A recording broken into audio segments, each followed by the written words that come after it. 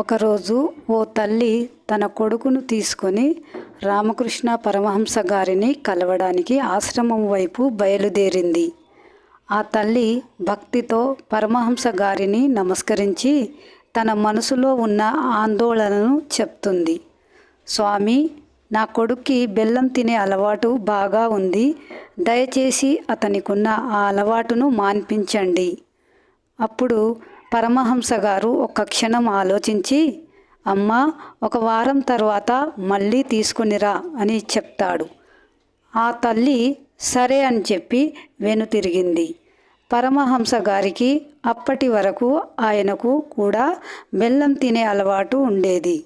ప్రతిరోజు బెల్లం తినకుండా ఉండడానికి ప్రయత్నం చేశారు. ఆఖరికి సాధించారు కూడా. అప్పటికే వారం గడిచింది.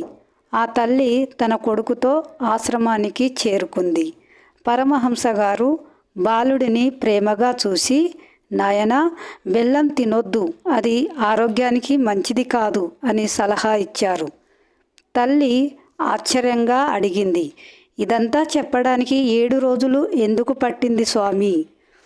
పరమహంస గారు చిరునవ్వుతో, అమ్మా, నాకు కూడా బెల్లం తినే అలవాటు ఉండేది. అది మానుకోవడానికి నాకు కూడా 7 రోజులు పట్టింది.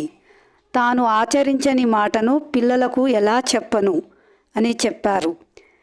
అప్పుడు ఆ తల్లి స్వామిగారికి కృతజ్ఞతలు చెప్పి బాలుడిని తీసుకొని ఒక కొత్త చైతన్యంతో ఇంటికి బయలుదేరింది. పరమహంస గారి మాటలు బాలుడి మనసులో చిరస్థాయిగా నిలిచిపోయాయి. Thank you. మీకు గనుక ఈ కథ నచ్చినట్లయితే ప్లీజ్ లైక్ చేయండి, సబ్స్క్రైబ్ చేసి నా ఛానల్ని ఆశీర్వదించండి.